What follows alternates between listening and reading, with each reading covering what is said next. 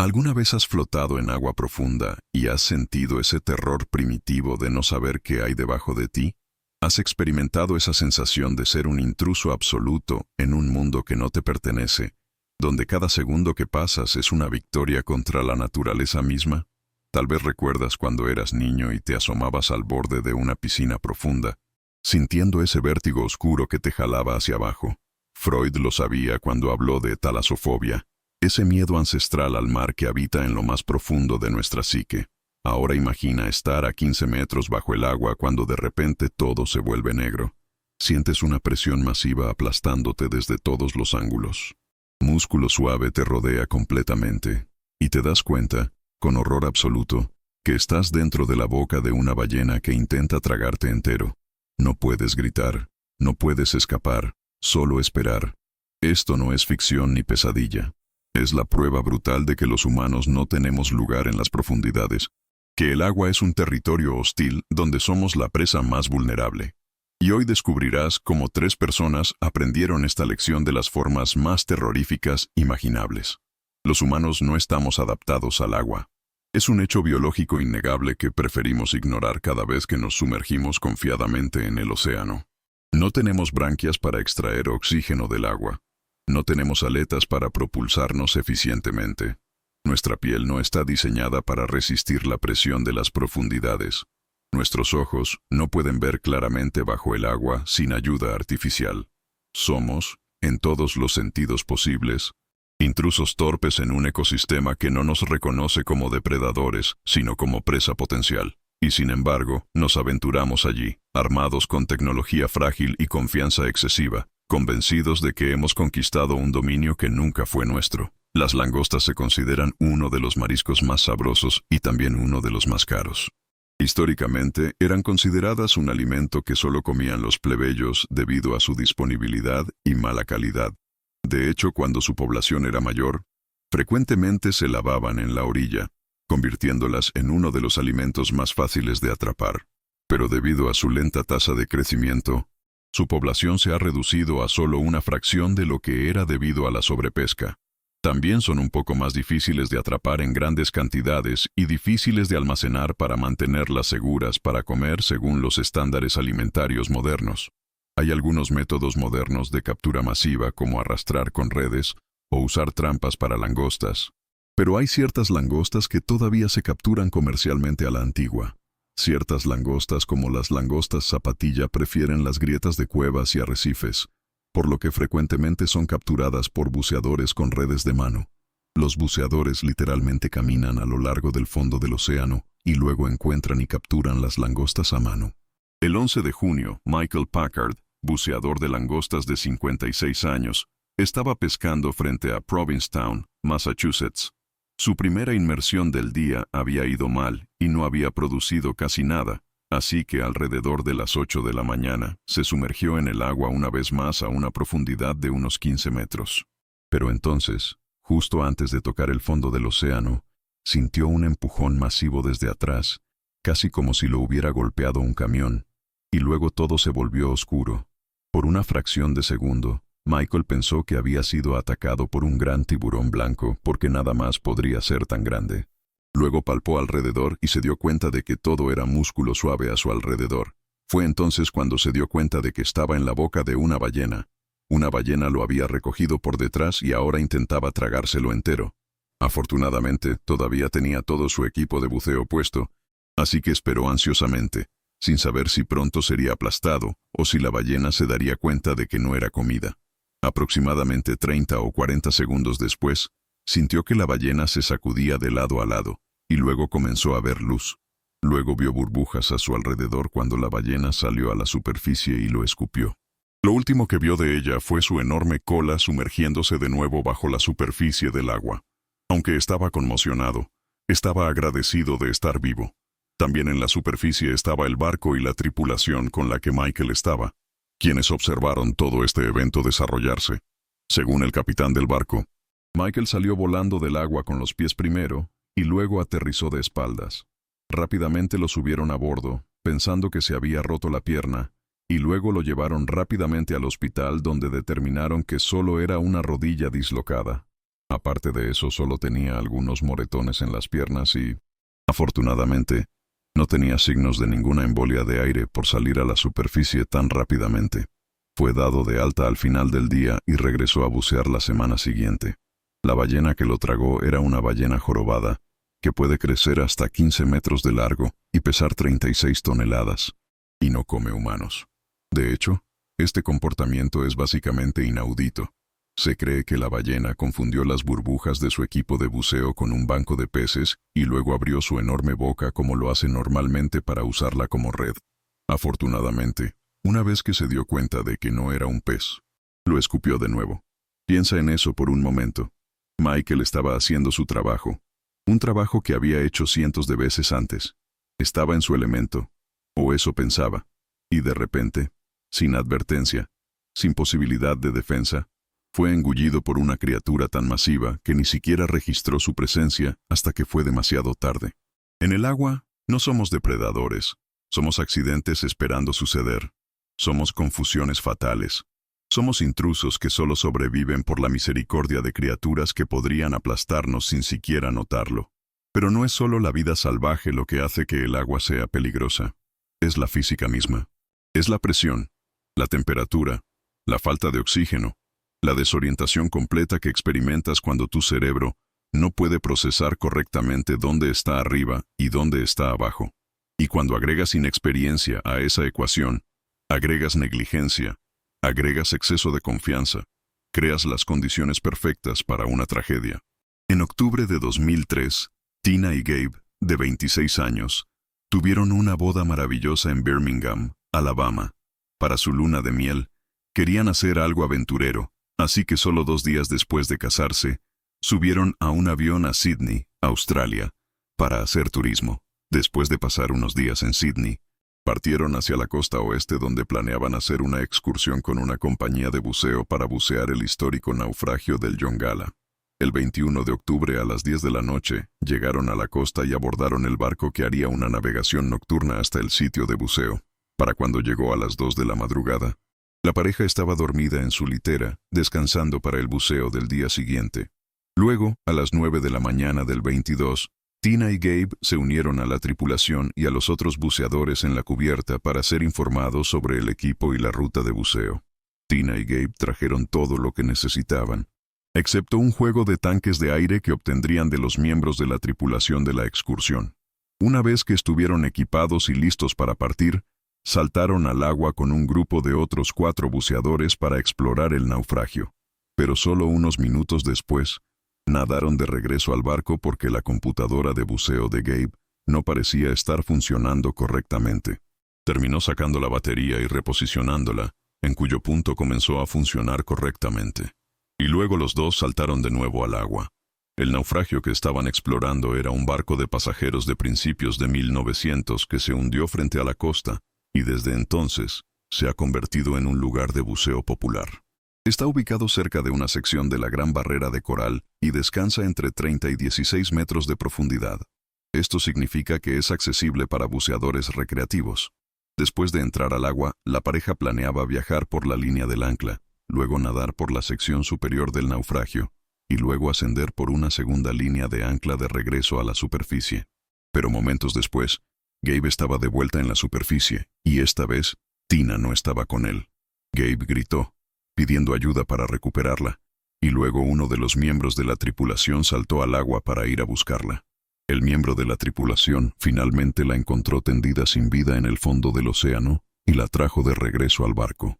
Desafortunadamente, a pesar de intentar reanimarla durante 45 minutos, Tina no pudo ser revivida. Este fue obviamente un incidente increíblemente trágico para una pareja en su luna de miel. Un segundo. Estaban enamorados y listos para pasar el resto de sus vidas juntos, y al momento siguiente, estaban separados. Sin embargo, al comenzar una investigación sobre el incidente, las cosas comenzaron a no cuadrar. Primero, todos en el barco eran buceadores experimentados, excepto Tina. Este buceo también es conocido como un buceo rojo debido a su dificultad, debido a la fuerte corriente en el agua en esa área. Los buceos rojos generalmente solo se recomiendan para buceadores avanzados.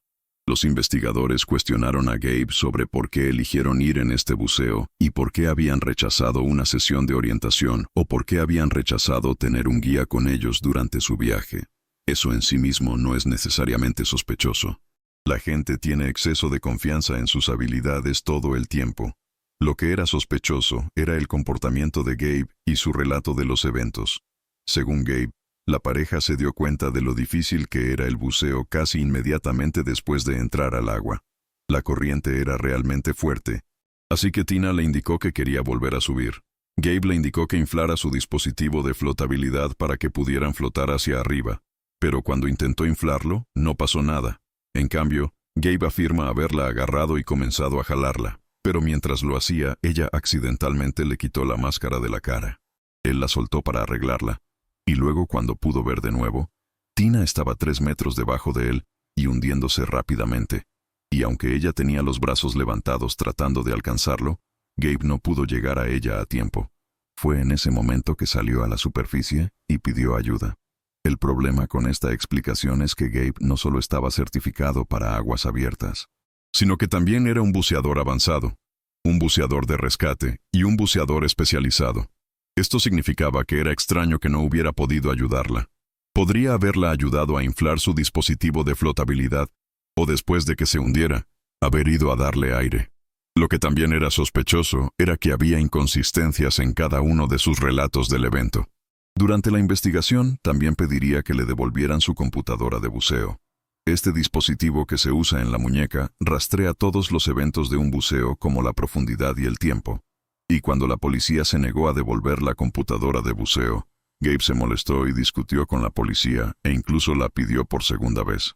Más tarde se reveló que la cuenta que dio parecía contradecir lo que mostraba la computadora de buceo. Su historia también contradecía lo que otros buceadores habían visto ese día.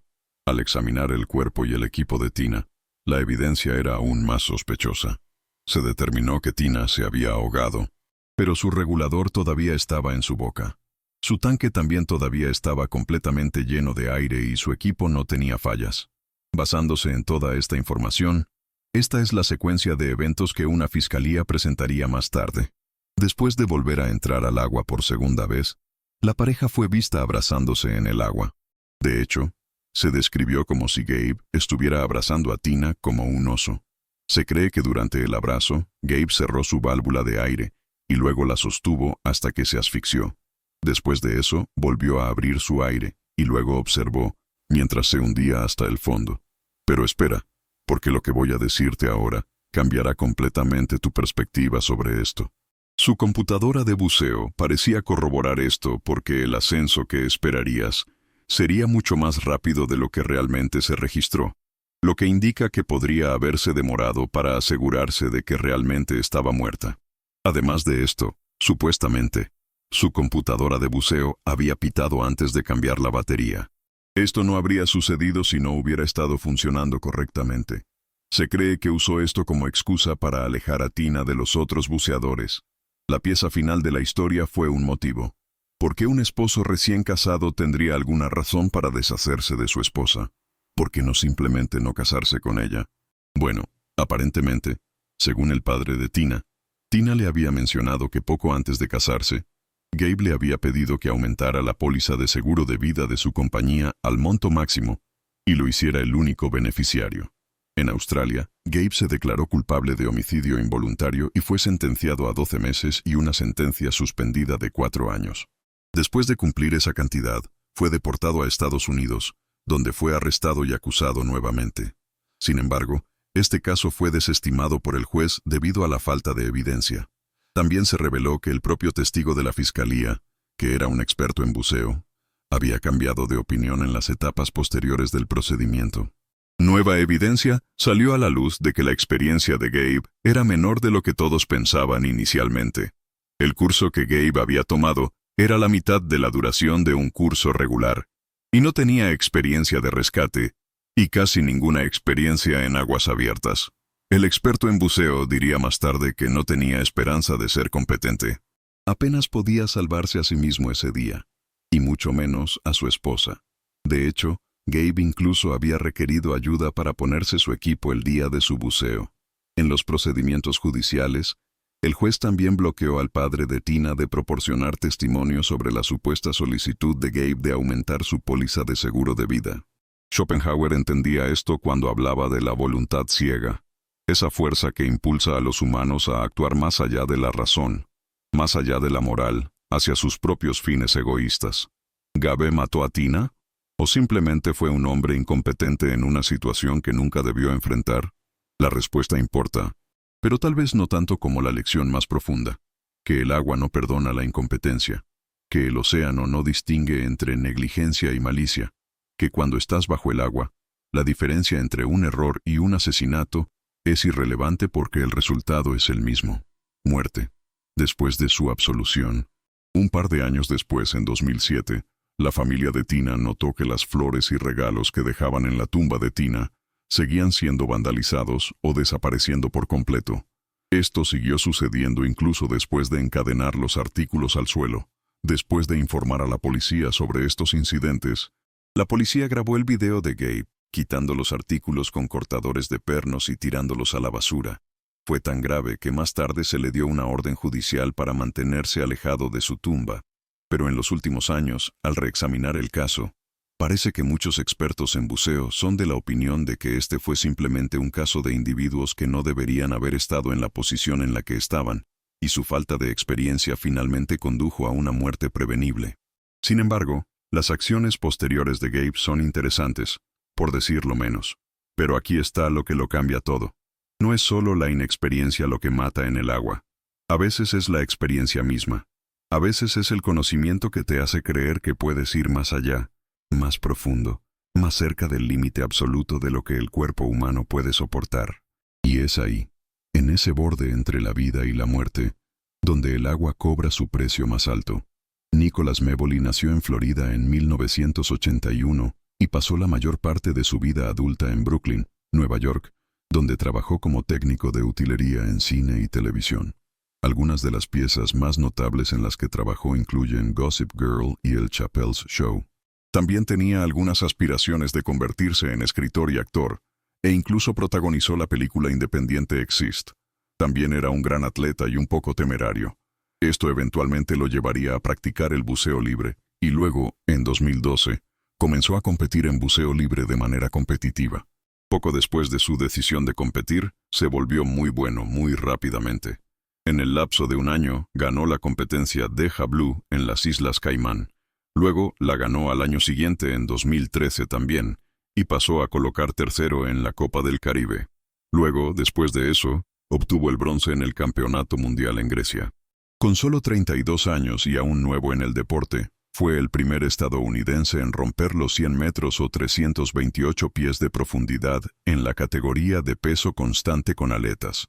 Más tarde ese año, estaba buscando competir nuevamente en lo que se considera el Wimbledon del buceo libre, llamado Vertical Blue.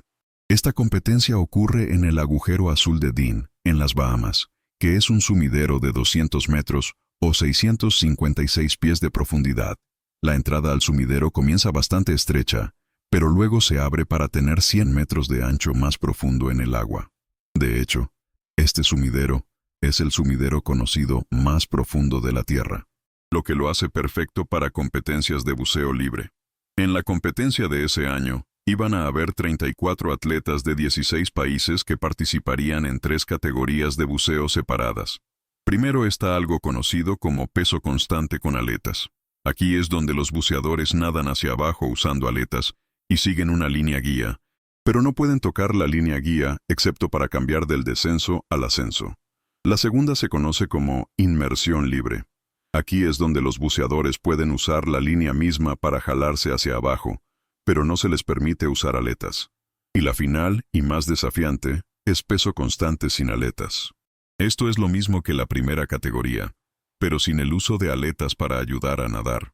El objetivo para cada una de estas es nadar tan profundo como puedas en una sola retención de respiración. Y los buceadores son tan buenos en esto que las inmersiones que duran 3 minutos o más son comunes. Y ten en cuenta que están nadando, gastando energía todo el tiempo. El viernes de la competencia, Nicholas intentó romper el récord nacional de inmersión libre, que era de 96 metros, pero algo salió mal durante su intento, y tuvo que ser ayudado a la superficie. Cuando resurgió, había sangre goteando de su boca y estaba furioso y maldiciendo. En su camino hacia abajo, pensó que se había reventado el tímpano y, por lo tanto, ya no se le permitiría competir. Afortunadamente para Nicholas, no estaba reventado. Solo tenía un poco de compresión respiratoria superior menor y podía continuar compitiendo. Esta es una condición donde algunos de los capilares revientan en profundidad debido a la presión, y es bastante común en el buceo libre. Por lo general, solo resulta en una hemorragia nasal, y no es tan grave, por lo que los buceadores pueden continuar. El domingo, intentará un récord diferente en la categoría de peso constante sin aletas, donde intentaría llegar a 72 metros sin aletas. Ahora, tal vez valga la pena contextualizar exactamente cuán profundo y desafiante es esto. La piscina promedio tiene alrededor de 2,5 metros de profundidad. Una piscina olímpica tiene 3 metros de profundidad. Y Nicholas intentaría nadar 72 metros o 236 pies de profundidad en una sola retención de respiración. Alrededor del mediodía, justo antes de su intento, estaba acostado en el agua boca arriba con los pies apoyados en un fideo, tratando de relajarse tanto como fuera posible. Esto lo ayudaría a disminuir su frecuencia cardíaca y su metabolismo para que usara menos oxígeno. Poco después de eso, tomó una gran respiración y luego sorbió tanto aire adicional como pudo para empacar sus pulmones al máximo.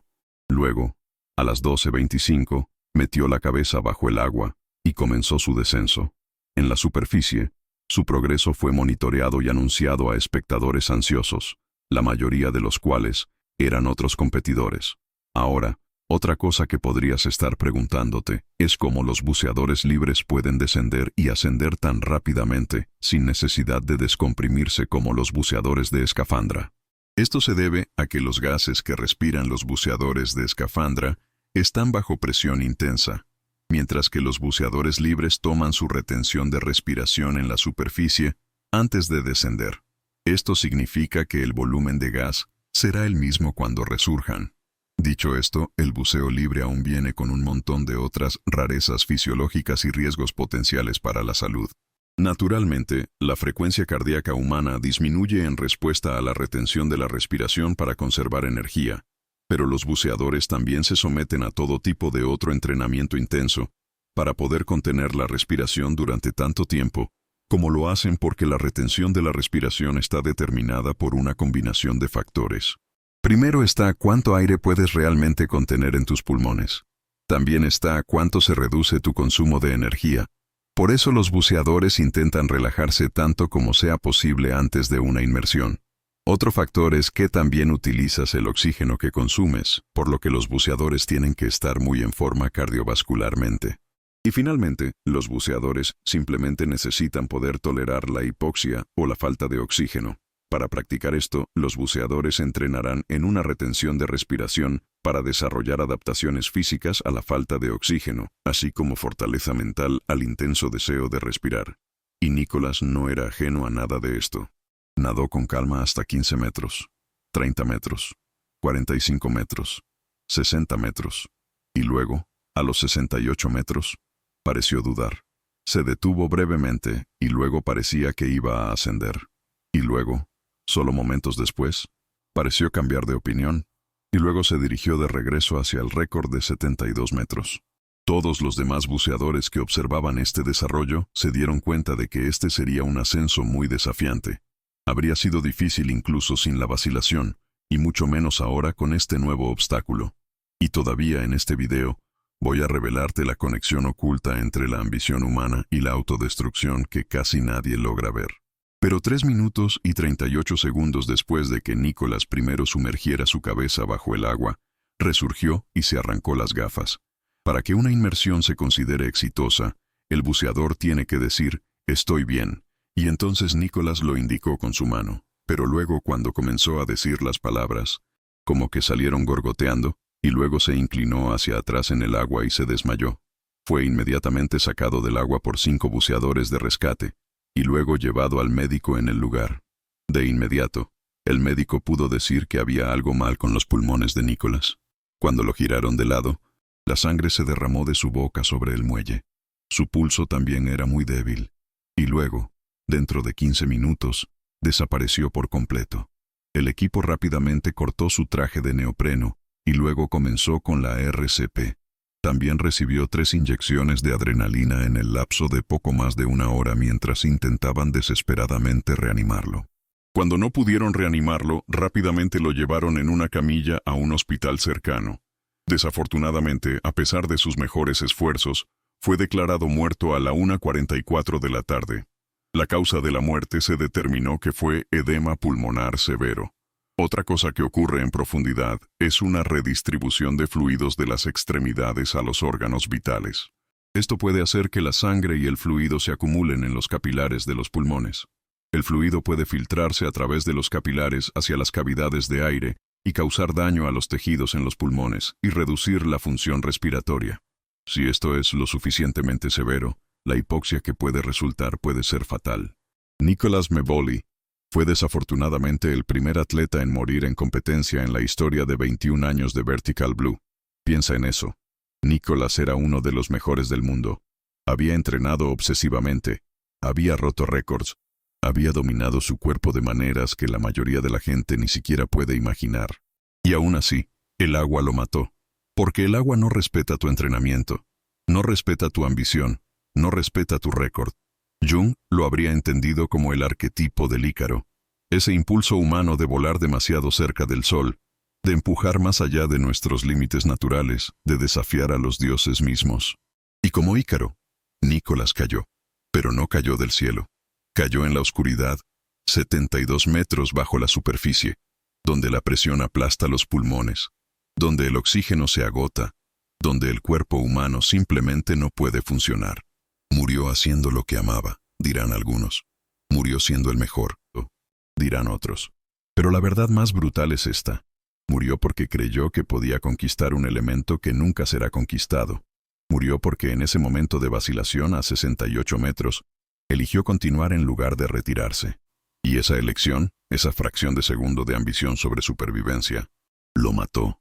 Y aquí está la verdad final que une todas estas historias. El agua es indiferente a ti. No le importa tu experiencia, no le importa tu preparación, no le importa tu amor por ella o tu respeto por ella. Es un medio hostil donde los humanos solo podemos existir temporalmente, artificialmente, con tecnología que puede fallar y cuerpos que se fatigan y mentes que toman malas decisiones bajo presión. Michael sobrevivió porque la ballena lo escupió. Podría no haberlo hecho. Tina murió, tal vez asesinada, tal vez por negligencia. La distinción es filosóficamente interesante pero prácticamente irrelevante porque el resultado es el mismo. Nicholas murió persiguiendo la excelencia, empujando límites, siendo el mejor, y el agua lo mató de todos modos. Nietzsche hablaba del Übermensch, el superhombre que trasciende las limitaciones humanas, pero incluso el superhombre no puede respirar agua. Incluso el superhombre no puede resistir la presión a 200 metros de profundidad. Incluso el superhombre sangra, se ahoga, muere, porque hay límites que son absolutos, límites que no se pueden negociar ni superar mediante fuerza de voluntad o entrenamiento.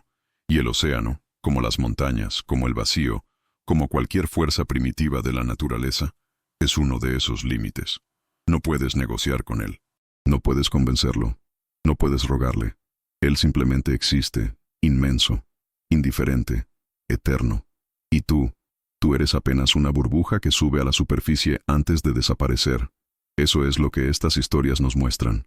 No 3 accidentes aislados, no 3 tragedias desconectadas, sino un patrón, un recordatorio brutal de que bajo el agua no somos exploradores. Somos huéspedes accidentales y huéspedes no deseados.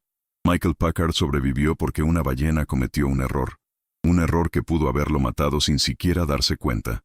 Su vida dependía de que una criatura de 30 toneladas decidiera que no sabía bien. Tina Watson murió en una mezcla letal de incompetencia, miedo, corrientes y decisiones equivocadas. Una cadena de errores que, bajo el agua, siempre tiene el mismo final. La muerte no distingue intención. Nicholas Mevoli murió porque creyó que podía ir más profundo. Creyó que podía dominar la fisiología humana, la presión, su propio cuerpo. Y durante años, y lo logró. Hasta que un día, no. Y eso es lo más aterrador. El agua no tiene memoria, no reconoce a los expertos, no premia a los virtuosos, no castiga solamente a los imprudentes. A veces mata al que menos lo merece, al más preparado, al que más amaba estar allí, porque el océano no es un enemigo. Es peor, es un absoluto donde nuestras reglas no importan, donde nuestra tecnología es frágil, donde nuestra biología es inadecuada, donde nuestro ego se convierte en nuestro peor lastre. Piensa en esto la próxima vez que metas la cabeza bajo el agua. Piensa en la oscuridad que empieza a los pocos metros. Piensa en los pulmones que se comprimen. Piensa en la sangre que migra. Piensa en lo fácil que es desorientarte, equivocarte, hundirte. Piensa en cómo, en cuestión de segundos, el océano puede decidir si te devuelve o si te guarda para siempre. Porque las profundidades no son un paisaje, son un juicio. Y en ese juicio el veredicto siempre es el mismo. Allá abajo tú no perteneces. Allá abajo tu vida depende de un hilo. Allá abajo el océano siempre tiene la última palabra. Respira. Agradece que puedas hacerlo. Y recuerda, el agua no te quiere muerto, pero tampoco te quiere vivo. Simplemente no te quiere.